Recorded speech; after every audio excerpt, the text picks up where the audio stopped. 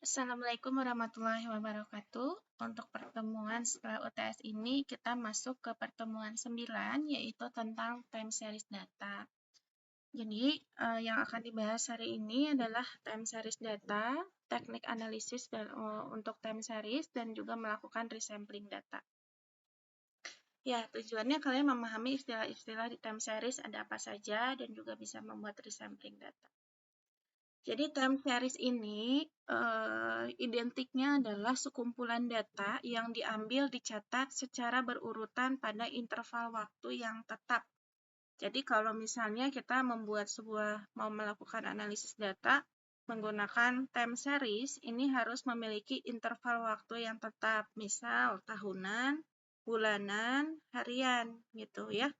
Jadi tidak boleh ada data yang kosong pada saat kita melakukan analisis data gitu ya. Kalau kemarin pada saat tahapan pre-processing kan kita ketika terdapat data 0 gitu ya, kita hapus gitu kan ya. Nah, kalau di time series ini nggak boleh. Ketika misalnya nih ada data yang kosong, apa yang harus kita lakukan? Biasanya kita misal mau ngambil min-nya atau rata-ratanya gitu ya, atau misalnya kita ambil mediannya gitu ya dari semua data. Misalnya seperti itu. Nah, data tersebut ini digunakan untuk menganalisis gimana caranya nilai pada suatu variabel bisa berubah seiring waktu. Contoh, ketika kalian mau prediksi harga saham, ya, atau misalnya mau melakukan prediksi cuaca di masa yang akan datang. Biasanya masuk bulan Februari ini masuk musim apa gitu ya, suhunya biasanya rata-ratanya berapa. Itu kan biasanya dilihat dari riwayat data yang sudah ada. Nah, karakteristik time series ini adalah sekuensial, yaitu datanya selalu terurut berdasarkan waktu. Ini di garis bawahi ya, terurut. Nah, yang saya bilang berarti kita nggak boleh ada data yang kosong gitu. Kalau misalnya kita lihat intervalnya harian, kalau ada hari yang kosong datanya, ini bisa jadi kritik kita. Apakah data ini memang error gitu ya dari sistem, atau misalnya memang datanya 0, atau memang ternyata datanya ini tidak sesuai gitu. Nah, ini kalau ada data yang anomali, biasanya kita biasanya ya dilakukan rata-rata, misal di bulan Maret kosong gitu ya. Nah, kita lihat nih rata-rata bulan Maret ini dari tahun misal 2000 sampai 2023 tuh rata-rata berapa nilainya. Nah, kita bisa isi ke nilai-nilai yang kosong tersebut. Kemudian dependensi waktu, ini nilainya benar-benar tergantung pada waktu ya, yang balik lagi. Jadi balik lagi saya bilang nggak boleh ada data yang kosong pada interval waktu yang kita lakukan tren. Nah, komponen-komponen time series ini ada tren, yaitu pola jangka panjang dalam data. Contoh tadi ya, kita mau memprediksi saham, kita lihat intervalnya seperti apa gitu ya, dari waktu ke waktu. Atau seasonal, pola yang berulang dalam jangka waktu tertentu, misalnya bulanan, tahunan. Atau kiklikal, ini fluktuasi yang terjadi secara tidak teratur dalam periode yang lebih panjang dari pola musiman. Dan juga ada irregular, ada variasi acak yang tidak dapat dijelaskan oleh komponen lain. Nah, kiklikal ini contohnya nih ketika kita mau melihat ya, kita mau menanam saham di sebuah produk baju misalnya gitu ya. Nah, kemudian kita tahu bahwa setiap baju di baju ini tuh, di perusahaan baju ini tuh setiap masuk musim dingin gitu ya, selalu meningkat nih hasil penjualannya. Berarti di produk-produk di perusahaan tersebut, produk baju musim dingin ini sangat laku gitu. Nah, kita bisa nih menanam saham pada saat jangan pas musim dinginnya. Nanti kita sedikit atau ya dapatnya. Nah, kita bisa nih nanam saham pada saat memasuki sahamnya turun. Itu pada saat masuk musim panas misalnya ya. Dan nanti kita ambil ketika musim dinginnya akan berakhir. Nah, misalnya seperti itu ya pada kalau misalnya kita mau melihat tren dari sebuah saham. Oke, contoh time series ini penerapannya pada sisi ekonomi bisa melacak perubahan harga saham, kemudian bisa menganalisis pola penjualan ya untuk merencanakan inventaris dan strategi pemasaran. Kemudian cuaca menggunakan data historis suhu, kelembaban, dan lain-lain ini bisa kita lakukan untuk memprediksi cuaca di masa yang akan datang. Dan memahami perubahan iklim global dengan menganalisis data suhu selama beberapa dekade. Nah, kita menganalisis ya, ketika misalnya nih, biasanya suhu tuh rata-rata bulan Februari itu 20-an, tapi kok di tahun ini bisa sampai 31 rata-rata suhunya. Nah, ini bisa kita lakukan analisis apa sih yang terjadi di beberapa dekade terakhir sehingga menyebabkan suhu di tahun ini besar gitu. Ini beberapa sudut pandang kan ya. Bisa dari memang kondisi cuaca di globalnya seperti apa. Kemudian kesehatan, melacak tanda vital pasien seperti detak jantung dan tekanan darah secara terus-menerus gitu ya. Sekarang sudah ada ya. Contohnya kalau kalian pakai smartwatch ya, ada bisa kalian lihat time series-nya kalau kalian pakai secara terus-menerus. Menganalisis sebaran penyakit dengan mempelajari data kasus harian atau mingguan. Ya, ini contohnya, contoh gampangnya gitu ya, ketika kita masuk pandemi kemarin, kita bisa melihat data kematian ya, kemudian kesembuhan, kemudian yang terjangkit penyakit gitu ya. Kemudian bisa kita lihat setelah adanya vaksin, COVID semakin menurun dan lain-lain. Nah, itu kan ada beberapa faktor ya bisa kita analisis dari menggunakan time series. Jadi, analisis time series ini adalah prosesnya. Proses mengumpulkan dan memeriksa data yang diambil dari waktu ke waktu untuk mengidentifikasi pola yang tren yang mendasarinya.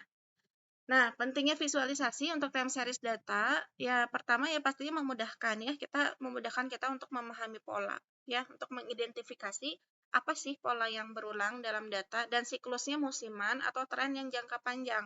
Tren jangka panjang ini biasanya saham ya, biasanya kalau kita lihat semakin naik nih ada sih kali-kali turun, tapi secara rata-rata itu semakin naik menaik gitu ya. Seperti itu. Atau siklusnya musiman. Ketika yang tadi ya masuk musim dingin, sahamnya semakin naik gitu ya, tapi ketika musim panas sahamnya mulai menurun. Seperti itu. Atau mengidentifikasi tren, ini memudahkan untuk melihat arah umum pergerakan data, apakah naik, turun, atau konstan. Atau mendeteksi anomali, ini contohnya ketika data, mungkin kalian bisa pernah lihat ya data yang untuk deteksi gempa. Nah, itu kan yang dilihat kan sebenarnya data anomali gitu ya, yang biasanya bentuknya ini naik turunnya ya bukan standar ya, normal gitu ya. Nah, kemudian tiba-tiba ada yang makin tinggi gitu ya untuk time series-nya. Nah, ini berarti kan ada data yang anomali, ada data yang menyimpang dari pola yang umum gitu. Nah, itu adalah data yang anomali. Nah, ini yang mungkin data anomali tersebut menandakan data atau sebuah kejadian yang luar biasa ya, contohnya gempa gitu ya, seperti itu. Kemudian ada komunikasi efektif juga ya, memudahkan kita untuk komunikasi efektif untuk penyajian informasi secara visual dan analisis lebih lanjut ya, untuk menganalisis, memberikan gambaran visual yang jelas ya tentang gimana data ini berperilaku dari waktu ke waktu. Nah, ini untuk sampel penerapan time series ya, mungkin udah pernah ya kita coba untuk menerapkan ini. Sudah saya kasih juga di linknya, ada datasetnya, silakan nanti kalian latihan dikerjakan hari ini. Saya kasih waktu 1 minggu ya untuk pengerjaan latihan. Nah, ini contohnya analisis time series, ada date ya, kemudian ada value. Ini date-nya mulai dari 2020 bulan Januari sampai 2021 bulan Desember. Nah, ini contoh time series-nya ya. Ini nggak usah dijelasin lagi ya, ini dapat dari mana. PLT ini plot yang dari Matplotlib, ya ini judul, X label, Y label, dan show menampilkan grafiknya gitu ya. Nah, ini bentuknya menjadi seperti ini. Berarti kalau dilihat dari tren ini ya, trennya ini adalah menurun kalau kalian lihat ya. Walaupun ada sih naiknya gitu ya, tapi kalau dilihat dari trennya ini menurun. Nah, ini kan memudahkan kita ya, daripada kita membaca data value seperti ini gitu ya, satu-satu kan pusing gitu ya. Nah, lebih mudah kita membaca dari grafik time series ini. Gitu. Oke, kita lanjut. Kemudian statistik deskriptif pada time series, ini adalah ada beberapa ya yang bisa kita lakukan, yang kita terapkan pada time series. Misal, ketika terjadi data yang kosong, biasanya kita mencari nilai min atau rata-rata, ya, yaitu konsep menggambarkan ukuran pusat dari data yang dihitung dengan menjumlahkan semua value dalam dataset, yang kemudian dibagi dengan total jumlah nilainya. Nah, caranya adalah menghitung min 1/n, kemudian total dari perhitungan nilai individu dalam datasetnya gitu ya, dibagi dengan tadi ya total dari jumlah datanya. Indeksnya, ini adalah indeks atau nomor urutnya.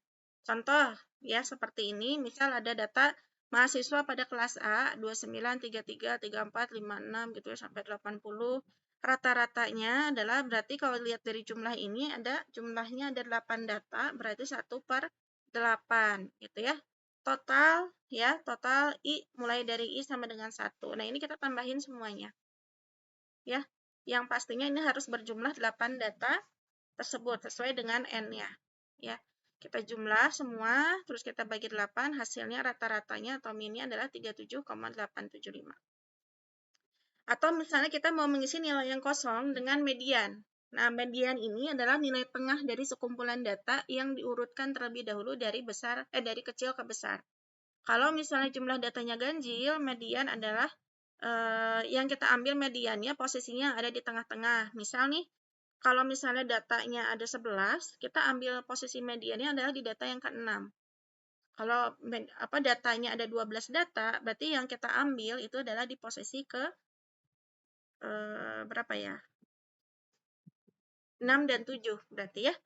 Nah, baru kita hitung. Ya. Oke, ini contohnya. Di data ini, data yang sama seperti sebelumnya ada 8 data. Karena ini jumlahnya genap, maka kita ambil posisi datanya yang keempat dan kelima. Ini kan data terurut ya. Berarti posisi yang keempat dan kelima adalah 34 dan 37. Sama kan jadinya kiri ada 3 data, kanan ada 3 data. Ya. Nah, setelah itu nilai tengahnya ya ditambahkan dua-duanya 34 plus 37 dibagi 2. Hasilnya adalah 35,5. Nah, yang kalau kita analisis lebih baik mana, rata-rata atau median, walaupun kebanyakan gitu ya orang pilihnya adalah rata-rata, tapi ya bisa jadi median juga lebih mendekati. Itu cara membuktikannya ya nanti pada saat kondisi analisis time series kita sudah berjalan waktunya. Contoh, kalian mau melakukan analisis prediksi suhu di bulan Maret 2025. Ada data yang kosong pada bulan Maret tersebut, kalian isi gitu ya. Nah, kemudian kalian lihat nanti untuk yang time series ini setelah perhitungan dapat nilai suhunya ini berapa. Misal yang satu mengisi data kosongnya dengan nilai min, yang satu mengisi dengan median. Nanti baru bisa prediksi suhu di tahun 2025 gitu kan, Maret 2025. Nah, nanti mana yang paling benar ya lihat saja nanti di bulan Maret 2025 suhunya berapa gitu ya, yang mendekati itulah yang benar. Tapi enggak pasti ya ketika median yang saya median yang paling mendekati Bu, kemudian di 2026 saya median lagi. Ya belum tentu juga gitu ya, belum tentu juga nanti di kasus 2026 nilai median yang lebih mendekati. Bisa jadi yang lebih mendekati gitu ya. Nah, kemudian ada variansi. Nah, variansi ini sebenarnya untuk menghitung awal menghitung standar deviasi yang bisa kita gunakan untuk untuk standar deviasi untuk menunjukkan seberapa jauh nilai di dataset itu tersebar terhadap rata-rata. Nah, maka kita harus menghitung variabilitasnya dulu atau variansi. Ini adalah sebaran atau seberapa jauh nilai-nilai dalam sekumpulan data menyimpang dari rata-rata, yaitu dari min-nya. Ini bisa dihitung variansi ini sebagai rata-rata dari kuadrat selisih antara setiap nilai dengan min. Jadi data-data ini, ya data-data yang kita udah punya ini, kita masing-masing data dihitung jarak ke dihitung nilai absolutnya dari jarak ini ke jarak rata-rata. Tadi kan rata-ratanya 37,875 ya. Berarti 29 dikurangi 37,875 berapa pangkat 2 gitu ya untuk mendapatkan nilai absolut. Nah, seperti ini jadinya. Ya. 1/8, nah masing-masing data dikurangi min, ya dipangkatkan 2 untuk mendapatkan nilai absolut, dihitung. Nah, didapatkan hasilnya adalah 60,163. Baru kita bisa menghitung standar deviasi, ya. Ini untuk mendapatkan nilai standar deviasi, variansinya harus kita dapatkan dulu. Nah, caranya tinggal kita akarkan aja yang tadi hasilnya, akar dari 60,163. Hasilnya adalah standar deviasinya 7,75. Oke, untuk studi kasus di Python kita bisa lihat. Nah, untuk menghitung min dan standar deviasi, ini kita tinggal menggunakan data frame gitu ya. Kita ambil value kan yang mau kita hitung. Kita ambil rolling. Nah, ukurannya adalah 12 ini ya. 12 bulan. .min, kalau yang satu .std, itu menandakan kita membuat sebuah min dan standar deviasi di masing-masing bulan sebanyak 12 bulan. Ya, kita lihat di sini untuk min warnanya merah, untuk standar deviasi warnanya hitam. Nah, ini ya. Ini adalah standar deviasi. Semakin kecil standar deviasi itu semakin bagus. Ya. Ini untuk yang time series-nya, yang biru, yang merah adalah tadi min-nya, ya. Oke, selanjutnya adalah resampling data. Resampling data ini ada istilahnya dekomposisi. Ya, decomposition ini proses memisahkan data time series menjadi komponen-komponen yang berbeda untuk mempermudah kita melakukan analisis. Nah, dekomposisi ini ada trend, seasonal, ada noise. Trennya ini adalah pola umum yang terlihat di data time. Misal di setiap Februari ini selalu turun sahamnya gitu ya.